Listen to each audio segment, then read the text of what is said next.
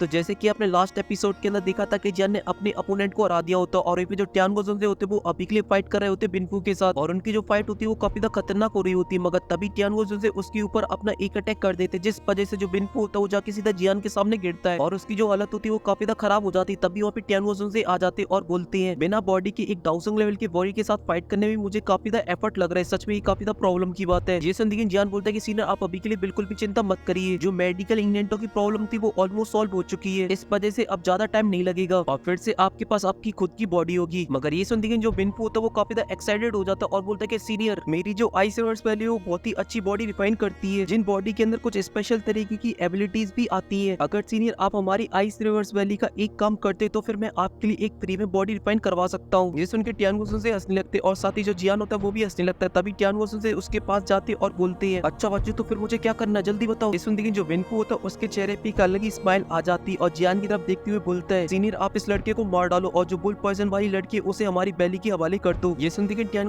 की एक्टिंग चालू हो जाती और बोलते एक और दो, तुमने मुझसे दो काम करने की बोला। ये सुन के बिनफू बोलते हैं हाँ सीनियर, मगर तभी टियान से बोलते मगर तुमने मुझसे बोला था कि मैं तुम्हारा एक काम करूंगा, मगर अब तुम मुझसे दो कामों की बोल रहे हो। सच में तुम तो बड़े झूठे आदमी हो और मुझे झूठे लोग बिल्कुल भी पसंद नहीं है, और अपनी स्पिरिचुअल पावर को बाहर निकालते और उसे जला डालते हैं। वजह से जो बिनफू होता है वो मारा जाता है और फिर टियान से जियान से बोलते कि लड़के आज के बाद फ्यूचर में कभी भी इस तरीके के लोगों को इस तरीके का मौका मत देना, वरना तुम्हारे साथ कभी भी कुछ भी हो सकता है। वो तो मैं अभी के लिए काफी अच्छा बंदा हूँ, इस वजह से मैंने कुछ नहीं किया। ये सुन के जियान बोलता है कि थैंक यू सीनियर मुझे ये याद दिलाने के लिए, और तभी वहाँ पे अल्टीवन पपेट भी आ जाता है विंगजुआन को लेकर और उसे लाके जियान के सामने डाल देता है। और यहाँ पे जियान की जो इल्यूजन बॉडी थी वो अभी के लिए डिसेबलों को बहुत बुरी तरीके से लाइटिंग इवेंट से बचाने में लगी हुई थी और कुछ ही देर में सभी डिसेबलों को मार डालती है और इसी के साथ उसका पूरा काम खत्म हो जाता है। इस वजह से वो वापस जियान की बॉडी के अंदर चली जाती है। वहीं पे ये सब देख के जो लिटिल फेई डॉक्टर और सिल्लेन होती है वो भी काफी ज्यादा खुश हो रही होती है, मगर तभी जो लिटिल फेई डॉक्टर की हालत होती है वो बहुत ही ज्यादा खराब हो जाती है। उसके मुंह से काफी ज्यादा खून बाहर निकलता है, मगर उसके अंदर काफी ज्यादा आइजोन फोर्स होता है। और ये सब देखते जियान काफी ज्यादा परेशान हो जाता है और झट से लिटिल फेई डॉक्टर के पास जाता है और उसे पकड़ लेता है। वहीं पे ये सब देख के जो विंगजुआन होता है वो हंसने लगता है और बोलता है कि अब इस लड़की का बचना ऑलमोस्ट नामुमकिन है, क्योंकि जो हमारा आइजोन फोर्स है अब वो इसकी बॉडी को और इसके ब्लड को फ्रीज करना स्टार्ट कर दिया है, इस वजह से अभी सर्वाइव नहीं कर पाएगी और जोर जोर से हंसने लगता है। और जब जियान ये सब सुनता है तो जियान की सटक जाती है और अपनी ग्लेस फ्लेम को बाहर निकालता और विंगजुआन को जलाने लगता है और बोलता है कि जल्दी बता इसे बाहर कैसे निकाले। वहीं पे जो विंगजुआन जो अभी के लिए ग्लेस फ्लेम से तड़प रहा होता है वो बोल रहा होता है कि इसे निकालने का कोई भी तरीका नहीं है, अगर तुम्हें इसे निकालना है तो फिर तुम्हें आइस रिवर्स वैली के ओनर के पास जाना होगा, क्योंकि वही इसे निकाल सकती है। मगर जियान इस पे कोई भी जवाब नहीं देता और लिटिल फेई डॉक्टर अपने सभी साथियों को लेकर वहां से चला जाता है और यहाँ पे जो विंगजुआन होता है वो ग्लेस फ्लेम से तड़प तड़प के मारा जाता है। और फिर इसी के साथ सीन कट हो जाता है। फिर हमें एक गुफा दिखाई जाती है जो की बहुत ही ज्यादा सुंदर होती है, जहाँ पे जियान लिटिल फेई डॉक्टर को लेके आ जाता है और उसे एक पत्थर के ऊपर बिठा देता है, जिसकी हालत अभी के लिए काफी खराब हो रही होती है। तभी सिलेन बोलती वो तो अच्छा हुआ कि जियान भाई सही टाइम पे आ गए, वरना लिटिल फेई डॉक्टर सिस्टर आपका क्या होता। तभी लिटिल फेई डॉक्टर बोलती सब ठीक है। ये सुन के जियान गुस्से से बोलता सब ठीक है, लेकिन फिर भी तुम्हें अपनी बॉडी का ध्यान रखना पड़ेगा, और गुस्से से उसके हाथ को पकड़ता और बोलता कि अभी के लिए मुझे जल्दी से जल्दी इस आइजोन फोर्स को तुम्हारी बॉडी से निकालना होगा। मगर जैसा कि विंगजुआन ने बोला था कि अभी के लिए इस आइजोन फोर्स को सिर्फ आइस रिवर्स वैली का ओनर ही निकाल सकता है। ये सुन के जो सिलेन होती उससे भी काफी ज्यादा टेंशन होने लगती, मगर उसे अभी के लिए जियान के ऊपर बिलीव था कि जियान कोई ना कोई रास्ता जरूर निकाल लेगा। और फिर हमें थोड़ी देर के बाद का सीन दिखाया जाता है जहाँ पे जो लिटिल फेई डॉक्टर होती है वो अभी के लिए थोड़ी बहुत रिकवर हो चुकी होती है, मगर अभी के लिए उसकी बॉडी के अंदर इतनी ज्यादा आइस फोर्स आ चुकी थी जिसकी वजह से जो आसपास का पानी होता है वो भी फ्रीज हो रहा होता है। इसी वजह से जो लिटिल फेई डॉक्टर होती है वो काफी ज्यादा टेंशन में भी होती है। तभी वो जियान से बोलती कि मैं तैयार हूँ। जैसे जियान हमें सारे लाता और बोलते कि लिटिल फेई डॉक्टर मैं तुम्हारी प्रॉब्लम को ठीक कर दूंगा, जिसके लिए मुझे हेल्प लेनी पड़ेगी अपनी हेवनली फ्लेम की, मगर ये जो प्रोसेस होगी वो थोड़ी सी पेनफुल होगी। और ये बोलती है जियान अपनी ग्लेस फ्लेम को लिटिल फेई डॉक्टर के चारों तरफ फैला देता है, जिस वजह से आसपास का जो टेम्परेचर अभी के लिए काफी ज्यादा डाउन हो चुका होता है वो बहुत ही फास्ट तरीके से बढ़ जाता है, जिस वजह से आसपास में जो बर्फ जमी होती है वो पिघल जाती है। तभी जियान अपनी स्पेस टंक से कुछ फायर फ्लो को बाहर निकालता है और बोलता है अभी के लिए मैं अपनी हेवनली फ्लेम की मदद से फायर फ्लो की एनर्जी तुम्हारी बॉडी के अंदर डालने वाला हूँ, जिस वजह से जो तुम्हारी बॉडी के अंदर आइजोन फोर्स है जो फैलने में लगा हुआ है वो इसकी मदद से फैलना रुक जाएगा। और यहाँ पे जो फायर एनर्जी होती है वो लिटिल फेई डॉक्टर की बॉडी के अंदर जाने लगती है और लिटिल फेई डॉक्टर बोलती है कि तुम्हें जैसा दिखाई दे वैसा करो। ये सुन लेकिन जो जियान होता है वो भी अपनी प्रोसेस को कंटिन्यू करने लगता है, जिस वजह से जो लिटिल फेई डॉक्टर होती है वो आसमान में फ्लोट करने लगती है और जो फायर एनर्जी होती है वो ग्लेस फ्लेम की मदद से लिटिल फेई डॉक्टर की बॉडी के अंदर जा रही होती है, जिस वजह से उसे काफी ज्यादा पेन हो रहा होता है और वो डर से कांप रही होती है। ये सब देखे जियान और सिलेन काफी ज्यादा डर जाती है, मगर लिटिल फेई डॉक्टर बोलती है तो मेरी चिंता मत करो, मैं इसे सहन कर सकती हूँ। ये सुन लेकिन जो जियान होता है वो भी एक पल की देरी नहीं करता और अपनी प्रोसेस को कंटिन्यू रखता है, जिस वजह से जो फायर एनर्जी होती है वो कंटिन्यू लिटिल फेई डॉक्टर की बॉडी के अंदर जाती रहती है और साथ ही उसे अभी के लिए काफी ज्यादा दर्द भी हो रहा होता है, मगर कहते हैं ना बिना दर्द के कुछ पाया नहीं जा सकता, नो पेन नो गेन। और साथ ही अब जो लिटिल फेई डॉक्टर की बॉडी थी अब वो भी अनफ्रीज होने लगी थी, इसी वजह से लिटिल फेई डॉक्टर भी अपनी कल्टीवेशन पोजीशन के अंदर आ जाती और एनर्जी को एब्जॉर्ब करने लगती है, जिस वजह से जो आइजोन फोर्स होता है लिटिल फेई डॉक्टर की बॉडी के अंदर वो बहुत ही ज्यादा कम हो जाता है और उसके मुंह से बाहर निकल आता है। ये सब सब देखती है जो सिलन होती है वो काफी ज्यादा एक्साइटेड हो जाती है और बोलती है तो सच में काम कर रहा है। और यहाँ पे जो जियान का काम था अब वो भी पूरा हो चुका होता है। इस वजह से वो भी खड़ा हो जाता है और सिलन से बोलते है कि अब इसमें कितना टाइम लगने वाला है वो तो मुझे नहीं पता है, मगर मैं तब तक लिटिल फेई डॉक्टर को प्रोटेक्ट करूंगा जब तक ये आइजोल फोर्स पूरी तरीके से खत्म नहीं हो जाता है। और साथ ही सिलन तुम इस जगह के बारे में बहुत ही अच्छे से जानती हो, इस वजह से मैं तुमसे एक फेवर मांगना चाहता हूँ, क्या तुम मेरी एक छोटी सी हेल्प करोगी। जैसे निगन सिलन एकदम से जोश में आ जाती और बोलती कि आप बस एक बार आदेश करिए, मैं अपना बेस्ट देने की कोशिश करूंगी। जैसे निगन अपनी स्पेस टंक से एक स्क्रॉल को बाहर निकालता और बोलता कि अभी के लिए तुम इस पॉलन गार्ड स्ट्रीम से बाहर जाओ और इसके अंदर जितने भी मेडिकल इंग्रेडिएंट लिख रखे हैं उसे तुम मेरे लिए अरेंज कर दो। जैसे उनके सिलन झट से उस स्क्रॉल को ले लेती और बोलती कि आप बिल्कुल भी चिंता मत करो, मैं किसी ना किसी तरीके से इन सभी को अरेंज कर दूंगी और झटपट लेकर आ जाऊंगी। जेसन दिगंजन अपने अर्डेमन पपेट को बाहर निकाल लेता और बोलता कि ये तुम्हारे साथ जाएगा और तुम्हें प्रोटेक्ट करेगा। तो जो सिलन होती है वो हमें से लाती और उस अर्डेमन पपेट के साथ वहां से चली जाती है। और फिर जिन वापस लिटिल फेई डॉक्टर की तरफ मुड़ता और उसे देखती हुई बोलता कि आइस रिवर्स वैली तुम्हें लगता है ये मैटर इतनी आसानी से खत्म हो सकता है, तो फिर नहीं, अभी तो बस शुरुआत है। और यहाँ पे जो लिटिल फेई डॉक्टर थी वो अभी भी अपना कल्टीवेशन कर रही होती है और इसी के साथ सीन कट होकर उसी जगह पे आ जाता जहाँ पर जियान ने आइस रिवर्स वैली के सभी एल्डर को मारा था, जहाँ पर अभी के लिए वहाँ पर एक और ग्रुप आ चुका था आइस रिवर्स वैली का, जो कि उनको देख रहा होता है कि उनमें से कोई जिंदा बचा हुआ हो। तभी उस ग्रुप के लीडर के पास एक बंदा आता और उसे बताता है ये सभी हमारी लोग हैं और ये सारे के सारे अभी के लिए उस पॉइजन लड़की को सर्च कर रहे थे जिसके अंदर हमारी आइस रिवर्स वैली के 3 रिस्पेक्टेड एल्डर भी थे। जैसे उनके ग्रुप का लीडर थोड़ी देर सोचता और फिर बोलता है तुम सभी लोग अभी के लिए यहीं पर रखो और मुझे यहाँ से जल्द जाना होगा वापस आइस रिवर्स वैली और जाकर इसके बारे में रिपोर्ट करना होगा लीडर को, जिसके बाद ही हमारे सेक्रेटरी इस मैटर को संभालेंगे। और ये बोल के जो बंदा होता है वहाँ से चला जाता है और फिर ऐसे दिन से रात, रात से दिन हो जाती है। और जो सीन होता है वो वापस उसी गुफा के ऊपर आ जाता है जहाँ पर अभी के लिए जियान बैठा हुआ होता है लिटिल फेई डॉक्टर के सामने। और वहीं पे जो लिटिल फेई डॉक्टर होती है वो अभी भी जियान की ग्लेस फिल्म की मदद से अपनी बॉडी के अंदर जो भी आइजोन फोर्स था उसे नष्ट करने में लगी हुई थी, जहाँ पे लिटिल फेई डॉक्टर की जो नसें फ्रीज हो चुकी थी आइजोन फोर्स की मदद से वो बहुत ही आसानी से अनफ्रीज हो जाती है एवली फ्लेम की मदद से। और ये जो प्रोसेस है वो बहुत ही लंबे टाइम से चल रही होती है। तभी अचानक से लिटिल फेई डॉक्टर अपनी आंखें खोल लेती है और ये बात जियान भी नोटिस कर लेता है, इस वजह से वो भी अपनी कल्टीवेशन से बाहर आ जाता है। और यहाँ पे जो लिटिल फेई डॉक्टर होती है उसकी बॉडी के अंदर होता है एक ब्लास्ट, जिस वजह से उसकी बॉडी के अंदर जो कुछ भी होता है वो सब कुछ बाहर निकल आता है और उसकी जो पॉइजन देखी होती है वो फिर से फ्लोट करने लगती है उसकी बॉडी में, जिस वजह से अब वो काफी ज्यादा खुश और काफी ज्यादा स्मार्ट लग रही होती है, एकदम टोटल पटोला, जिसे देख के जियान का दिल भी डोला। और फिर जिन लिटिल फेई डॉक्टर से पूछता क्या तुम्हारी बॉडी का आइजोन फोर्स पूरी तरीके से नष्ट हो गया, जैसे उनकी जो लिटिल फेई डॉक्टर होती है वो हमें नोट कर देती और बोलती कि तुम्हारा जो कल्टीवेशन वो सच में काम आया। जैसे उनकी जियान भी खुश हो जाता है और बोलता है ये तो बहुत ही अच्छी बात है, अब तुम्हारी जो थोड़ी बहुत इंजरीज है वो भी कुछ टाइम बाद ही पूरी तरीके से खत्म हो जाएंगी। और साथ ही इसी बीच मुझे भी थोड़ा सा टाइम मिला था, इस वजह से मैंने D1 पॉइजन स्पॉट को थोड़ा सा रिफाइन कर लिया, जिस वजह से मैं भी ब्रेक थ्रू कर चुका हूँ डाउजोंग के 2 स्टार में। और मैं इतनी जल्दी प्रमोट इसलिए हो पाया क्योंकि ओल्ड सीपिया ने मेरी बॉडी के अंदर अपनी सारी देखी डाल दी थी, जिस वजह से मैं बहुत ही आसानी से उसे रिफाइन करता हूँ और मस्त कल्टीवेशन करता हूँ। जैसे उनके जो लिटिल फेई डॉक्टर होती है वो हंसने लगती है, ये देख के जियान की जो नियत होती है वो डोलने लगती है। और फिर जियान और लिटिल फेई डॉक्टर एक पत्थर के ऊपर जाके बैठ जाते और वहाँ का जो नजारा होता है वो काफी ज्यादा सुंदर होता है, इस वजह से लिटिल फेई डॉक्टर आसपास की जगह को देख रही होती है, मगर जियान को उस जगह से कुछ और ही ज्यादा सुंदर लग रहा होता है, इस वजह से जियान उसे ताड़ रहा होता है। और ये बात लिटिल फेई डॉक्टर भी नोटिस कर लेती है, इस वजह से उसके चेहरे पे भी एक स्माइल आ जाती और वो जियान से बोलती क्या देख रहे हो तुम अभी के लिए। जैसे जियान हमारा एकदम सरी बन जाता और बोलता है कुछ नहीं, मैं तो अभी के लिए देख रहा हूँ तुम कितनी ज्यादा रिकवर हो चुकी हो, और उसके हाथ को पकड़कर उसकी बॉडी का सीटी स्कैन करने लगता है। और ये सब देख के मेरे दिल में बस एक ही थॉट आ रहा था, ना मान है करूँ तेरी गुद्दी लाल। मगर लिटिल फेई डॉक्टर के ऊपर ठरकपन का जादू चल चुका होता है, इस वजह से वो जियान को थैंक यू बोलती है इन सभी चीजों के लिए। मगर तभी जियान एक पिल को बाहर निकालता और बोलता कि अभी के लिए तुम इसको खा लो, उसके बाद जो तुम्हारी दुई की वो 2-3 दिन के अंदर पूरी तरीके से रिकवर हो जाएगी और तुम फिर से अपनी पीक स्ट्रेंथ में आ जाओगी। तो लिटिल फेई डॉक्टर भी बिना कोई सवाल करे उसे झट से खा लेती। तभी जियान लिटिल फेई डॉक्टर से पूछता कि अभी के लिए तुम्हारी बुल पॉइजन बॉडी की क्या हालचाल है। जैसे उनके लिटिल फेई डॉक्टर बोलती ठीक है, और अभी के लिए मुझे ऐसा लगता कि 2-3 महीने तक मुझे नहीं लगता कि उसकी सील टूटने वाली है। वहीं पे जियान ये सब सुन के थोड़ा सा हैरान हो जाता और बोलता कि तुम इतना नॉर्मल होकर कैसे बोल सकती हो। जैसे उनके लिटिल फेई डॉक्टर बोलती है ये मैटर मेरे लिए ज्यादा इंपॉर्टेंट नहीं है, क्योंकि मुझे पता है जब ये मेरी बुल पॉइजन बॉडी मेरे ऊपर हावी हो जाएगी तब भी मैं तुम्हें पहचान लूंगी और मैं तुम्हें कोई भी नुकसान नहीं पहुंचाऊंगी। वहीं पे ये सब सुन के जियान काफी हैरान हो जाता और बोलता क्या फालतू की बकवास कर रही हो, और वैसे भी अभी के लिए तुम्हें चिंता करने की जरूरत नहीं, क्योंकि मैं 2-3 महीने के अंदर कहीं ना कहीं से उस 10,000 स्कॉर्पियन बीस्ट का मोस्टर कोड को ले आऊंगा जो कि रैंक 7 का होगा, जिसके बाद जो तुम्हारी बुल पॉइजन बॉडी का जो मसला है मैं उसे पूरी तरीके से खत्म कर दूंगा हमेशा हमेशा के लिए। मगर तभी लिटिल फेई डॉक्टर कुछ याद आता और वो जियान से बोलती कि जब मैं पहली बार इस पॉलन गार्ड स्ट्रीम के अंदर घुसी थी तब मेरी मुलाकात हुई थी एक रैंक 7 की 10,000 स्कॉर्पियन बीस्ट से। जैसे जियान एक्साइटेड हो जाता और बोलते क्या सच में यहाँ पे 10,000 स्कॉर्पियन बीस्ट है, और उसको और तुम्हारा सामना कैसे हुआ। जैसे लिटिल फेई डॉक्टर बोलती है वो बहुत ही हब्सी था और उसने मेरे ऊपर नजर गाड़ रखी थी क्योंकि मेरे पास थी बुल पॉइजन बॉडी, इस वजह से वो मेरी तरफ अट्रैक्ट हो रहा था और मैं उसके एरिया में इसलिए पहुंच गई थी क्योंकि मेरे पीछे आइस रिवर्स वैली के एल्डर पड़ी हुई थी, मगर मैं उसके साथ कोई भी मसला खड़ा नहीं करना चाहती थी, इस वजह से चुपचाप से मैं वहां से निकल गई। ये सब सुनती है सबसे पहले पूछता कि उसका लेवल क्या था। जैसे उनकी लिटिल फेई डॉक्टर बोलती कि मैंने उससे फाइट तो नहीं की थी, मगर मैं अपना गैस करूं तो मुझे लगता है कि वो डाउजोंग के 8 स्टार पर तो होगा। जैसे उनके जैन के एकदम से उड़ जाते और बोलते डाउजोंग के 8 स्टार, इससे अगर हम दोनों मिल भी जाते फिर भी हम लोग मिलकर उसे नहीं हरा सकते हैं। और साथ ही हमें अभी के लिए ये भी नहीं पता उसके पास और कौन कौन से तुरुप के हैं। जैसे उनके लिटिल फेई डॉक्टर बोलती जहाँ पर वो रहता देखता है वहाँ पर अभी के लिए काफी सारे मैजिकल बीस्ट है जो कि उसी की सेवा करती है, और साथ ही उसके पास और भी काफी सारे कमांडर है, वो भी काफी ज्यादा पावरफुल है। ये सब सुन के जैन बोलता है कि अभी के लिए हमें और भी अच्छे से अपनी तैयारी करनी होगी, जिसके लिए हमें सबसे पहले सिलेन का इंतजार करना होगा। जब वो वापस आ जाएगी उसके बाद हम लोग जाएंगे, और वो दिन उस बीस्ट का सबसे ज्यादा बुरा होगा। और फिर इसी के साथ सीन कट हो जाता है। फिर हमें दिखाया जाता है जहाँ पे जियान टियानो जुनजे को मना रहा होता है, जहाँ पे टियानो जुनजे को उस मैजिकल बीस्ट के बारे में पता चलता है। तो वो बोलते कि लड़के क्या बोल रहा है तू, मैं बुढ़ा चुका हूँ, मेरी हड्डियां जवाब दे चुकी है, और तू चाहता है कि मैं उस रैंक 7 के मैजिकल बीस्ट से फाइट करूँ, और अगर मैं उससे फाइट भी करता हूँ तो मुझे अपनी लाइफ को रिस्क में डालना होगा, तब जाके मैं उससे डील कर पाऊंगा, इसलिए ना। और वो फुला के खड़ी हो जाती है। जैसे यहाँ लालच देते हुए बोलता है कि मुझे पता है ये मैटर बहुत ही मुश्किल है, मगर मैंने सुना है कि मेरे पास एक जो मैटर था जो कि बोन ब्लड सोल पिल को बनाने का था, वो ऑलमोस्ट खत्म होने वाला है, मगर उसके अंदर 2-4 इंग्रेडिएंट थे जिन्हें ढूंढने में मुझे कम से कम 2-3 साल लग जाएंगे। ये सुन के टियानो से एकदम से भड़क जाते और बोलते लड़के तू सच बोल रहा है, लेकिन मैं आपको इतना ज्यादा वेट नहीं करा सकता था, इस वजह से मैंने अपने मास्टर याओला की स्पेस ट्रेन को चेक करना स्टार्ट किया, जिसके अंदर काफी सारे पिलों के फॉर्मूले थे, और इन्हीं पिलों के फॉर्मूले के अंदर मुझे एक चीज मिली जिसके इफेक्ट थे वो भी काफी कमाल के थे, और इस पिल का नाम था हिनयान लाइफ मेकिंग पिल, और इसको बनाने के लिए जो चीज चाहिए वो सब कुछ मेरे पास थी, बस एक चीज को छोड़कर, और वो था एक रैंक 7 के मैजिकल बीस्ट का ब्लड एसेंस। और अगर हमें वो चाहिए तो उसके लिए हम सभी लोगों को मिलना होगा, जिसके बाद ही हम लोग उसे हरा सकते, वो भी बहुत ही आसानी से। लेकिन सीनियर आप मुझसे बड़े और मुझे लगता है कि आप सही बोल रहे हैं, ये डिफिकल्ट है, इस वजह से मुझे लगता है कि इसे छोड़ देना चाहिए। ये सब सुन के जो टियानो जुनजे होते हुए एकदम से जोश में आ जाते और बोलते कि मैं तो तुम्हारी भलाई के लिए ऐसा बोल रहा था, वरना मैं इन जैसे रैंक 7 के मैजिकल बीस्टों को बहुत ही आसानी से मार डालता हूँ। और मैं पहले की बात करूँ तो इन जैसे मैजिकल बीस्टों को देखकर तो मेरा अंदर से खून खोल उठता था, इतनी गुस्सा आती थी इन लोगों के ऊपर मेरे को। इसलिए तुम मुझे बताओ कि कब इसके ऊपर हमला करना है और इसकी कब चटनी बनानी, मैं तैयार हूँ। ये सब सुन के जियान भी हंसने लगता है और बोलता है कि बिल्कुल सीनियर जल्दी बताता हूँ आपको। और यहाँ पे जो लिटिल फी डॉक्टर होती है वो हंसने में लगी हुई थी। तभी टियानो जुनजे की बत्ती जलती और बोलते कि मुझे ऐसा क्यों लग रहा है कि इस बच्चे ने मुझे उल्लू बनाया। तभी जियान हंसती हुई बोलते कि सीनियर वैसे तो मैं आपके साथ अभी के लिए मजाक कर रहा था, मगर ये बात भी सच है, अगर मुझे हिनयान लाइफ सोल पिल को बनाना तो उसके लिए ब्लड एसेंस की जरूरत पड़ेगी, मगर उससे भी ज्यादा उस मॉन्स्टर का मुझे कोर को चाहिए जो कि एक रैंक 7 का कोर है, जिसकी मदद से मैं बुल पर्सन बॉडी का जो मैटर वो हमेशा के लिए खत्म कर दूंगा। इसी वजह से एक तीर से हम 2 शिकार कर सकते हैं अभी के लिए। इसी वजह से सीनियर मैं अभी के लिए चाहता हूँ कि आप इस मैटर के अंदर अपना हाथ पैर सब कुछ डाल दे। ये सब सुन के जो टियानो जुनजे होते वो भी इसके लिए मान जाते, मगर तभी वापस सिलेन आ जाती बड़बड़ाती हुई और जियान को बताती कि जब मैं मेडिकल इंग्रेडिएंटों को ले रही होती तब मुझे पता चला कि जियान भाई आप भी वांटेड लिस्ट के अंदर आ चुके हैं आइस रिवर्स वैली की। इसी वजह से उन्होंने अभी के लिए आपको पकड़ने के लिए काफी सारे डाउजोंग लेवल के वॉरियर को पीछे छोड़ दिया, और उनमें काफी सारे पावरफुल डाउजोंग भी है, खासकर उनका सेकंड एल्डर। ये सुन के जियान एकदम से जोश में आ जाता और बोलता कि मुझे उनसे बिल्कुल भी डर नहीं लगता, और मैं इन सभी मैटर को बहुत ही अच्छे से सेटल करूंगा, लेकिन सबसे पहले मुझे उस मैजिकल बीस्ट के साथ डील करनी है, और फिर उसके एसेंस ब्रेड की मदद से मैं सीनियर के लिए बॉडी को रिफाइन करूंगा, और फिर उसके बाद मुझे किसी और से डरने की कोई जरूरत नहीं होगी, चाहे फिर उनका सेकंड एल्डर डाउजोंग की पीक पर क्यों ना हो। लेकिन अभी के लिए जो 10,000 स्कॉर्पियन बीस्ट है वो बहुत ही ज्यादा पावरफुल है, इस वजह से सिलेन अभी के लिए तुम यहीं पर रुको और हमारा वेट करना जब तक हम लौट नहीं आते हैं। जिस उनकी जो सिलेन होती है वो हमेशा ला देती और जियान से बोलती कि भाई आप अपना ध्यान रखना, तो जियान भी हमें नोट कर देता है और फिर एकदम मस्त स्वाइग मारते हुए आसमान की तरफ देखता है, और उसके पीछे उसकी पूरी पलटन खड़ी होती है, और फिर जियान उन सभी लोगों से बोलता है कि चलो चलते हैं। और फिर इसी के साथ सीन कट होके उसी जगह पे वापस आ जाता है जहाँ पर जियान ने उन सभी एल्डरों को मारा था, जहाँ पर अभी के लिए आइस रिवर्स वैली के जितने भी डिसेबल थे वो एक लाइन में खड़े होते। तभी वहाँ पर एक बुड्ढा आ जाता है जिसने एक हाथ में लकड़ी को पकड़ रखा होता है, और बुढ़ापे की वजह से वो सही से खड़ा भी नहीं हो पा रहा होता है। जैसे कि पिछली बार हमें चाइनीज बुलवरीन देखने को मिला था, तो इस बार हमें देखने को मिलता है एक चाइनीज बूढ़ा जैक स्पैरो, जिसे सभी लोग ग्रीट करते हैं, और एक बंदा बताता है कि अभी के लिए हमारे जितने भी लोग थे वो सभी के सभी मारे गए, यहाँ तक कि हमारे जो तीनों एल्डर थे वो भी मारे जा चुके हैं। मगर इस बात पे वो बुड्ढा कोई भी जवाब नहीं देता और अपनी दुई को रिलीज कर देता, जिस वजह से वहाँ पे जितने भी लोग मरे हुए थे उनकी बॉडी में से उनका एसेंस बाहर निकलने लगता है, जो कि जाके उस बुड्ढे के हाथ में कलेक्ट होने लगता है और एक क्रिस्टल के अंदर कन्वर्ट हो जाता है, जिसके अंदर उसे सब कुछ दिखाई दे जाता है जो कुछ भी यहाँ पर हुआ था और जियान ने किस तरीके से उसके लोगों को मारा था। ये सब देख के बुड्ढा बोलता है कि मैंने बिल्कुल भी उम्मीद नहीं की थी कि इस लड़की को भी हेल्प मिल जाएगी इस लड़के की, और साथ ही ये लोग भी काफी ज्यादा कमाल के हैं, और इन्हें देखिए ऐसा लग रहा है ये लोग यहाँ के नहीं है, ये जरूरी कहीं बाहर से आए हैं। और गुस्से से उस आइस के क्यूब्स को तोड़ देता और बोलता कि काफी लंबे टाइम से हमारी आइस रिवर्स वैली को इस तरीके की चैलेंज देने की किसी की हिम्मत नहीं हुई, मगर चलो अब कुछ लंबे टाइम बाद कुछ इंटरेस्टिंग होने वाला है। और ये दिखन को जोर जोर से हंसने लगता है, और फिर सीन कटो के वापस जियान के ऊपर आ जाता है, जहाँ पे जियान अभी के लिए उस मैजिकल बीस्ट के एरिया के काफी ज्यादा करीब पहुंच चुका होता है अपनी पलटन को लेकर, मगर वो थोड़ी देर का भी ब्रेक नहीं लेता है और लिटिल फेक डॉक्टर के साथ आगे जाने लगता है, जहाँ पर थोड़ी देर चलने के बाद लिटिल फेक डॉक्टर जियान को बताते हैं कि अभी के लिए जो मैजिकल बीस्ट है वो बहुत ही ज्यादा पावरफुल है, इस वजह से डेफिनेटली उसे अभी के लिए पता चल चुका हो कि हम लोग यहाँ पे आ चुकी है। ये सुन के जियान बोलता कोई दिक्कत वाली बात नहीं है, आ जाने दो उसे, क्योंकि मेरी भी उसके साथ कोई इच्छा नहीं है हाइड एंड सीक खेलने की। मगर तभी अचानक से जियान की एकदम से बत्ती जल जाती है और वो आसमान की तरफ देखता जहाँ पर उसे एक बहुत ही बड़ा स्कॉर्पियन का स्टोन दिखाई देता है, मगर तभी अचानक से जो जमीन होती है वो पूरी तरीके से हिलने लगती है और उसी स्टोन के घर में से किसी की जोर जोर से हंसने की आवाज आती है, और उसमें से एक रेड कलर की एनर्जी में एक बंदा बाहर निकलता और वो बोलता है प्यारी सी छोटी सी लड़की, लगता है कि तुमने शायद मुझे कुछ ज्यादा ही मिस किया। और आकर जियान और लिटिल फेक डॉक्टर की चारों तरफ घूमने लगता है, और वो बंदा कोई और नहीं, वो तो अपनी लंबी सी पूंछ के साथ 10,000 स्कॉर्पियन बीस्ट, जो कि उन लोगों के सामने एकदम फुल चौड़ में आके खड़ा हो जाता है। और इसी के साथ ये एपिसोड भी यहीं पे खत्म हो जाता है और नेक्स्ट एपिसोड के अंदर आप लोगों को पता चलेगा क्या शिकारी खुद ही हो जाएंगे शिकार या फिर कोई और ही बचाएगा बवाल। और साथ ही अगर आपको वीडियो पसंद आई तो प्लीज वीडियो को लाइक कर देना, साथ ही चैनल को भी सब्सक्राइब कर देना। और आपको बैटरी थोड़ी सी लो लगी हो तो प्लीज माफ करना, क्योंकि फीवर से हालत बहुत खराब है। और फिलहाल के लिए मैं मिलता हूँ आपसे नेक्स्ट वीडियो में, तब तक के लिए आप सभी को बहुत सारा प्यार।